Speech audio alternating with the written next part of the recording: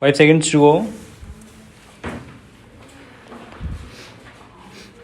Sir, actually speaking, I feel that perhaps we might have come to the parliament earlier, but in a matter of this kind, where the cooperation of the states is entirely necessary, we cannot simplify and simply ignore their request for extension of time. We therefore waited, but then there comes a time when we can wait no longer. I think, sir, it should be defeated and defeating the purpose of the new act if we were to wait any longer.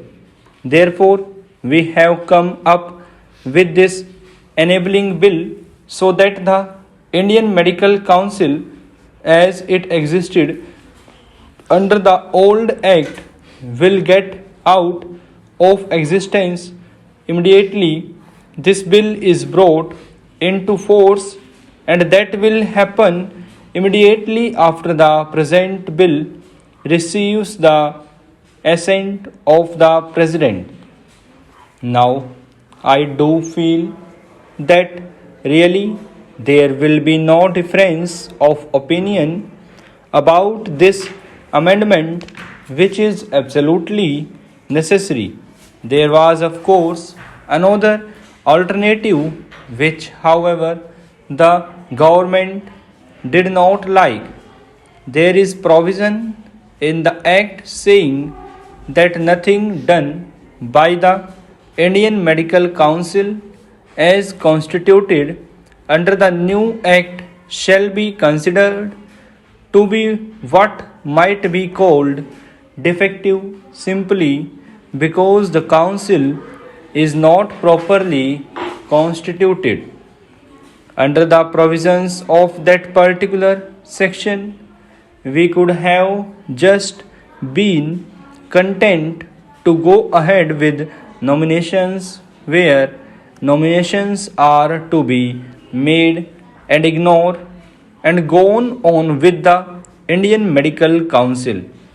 It would not be complete but deficient in respect of the members to be elected on behalf of certain interests, but rather than do medical college and council in a proper manner to prolong its existence rather than take recourse to an expedient which was not satisfactory.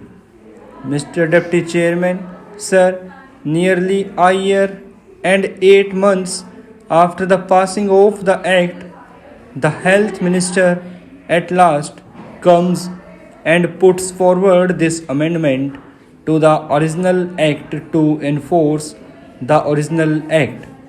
It took nearly 2 years for them just to think of enforcing it.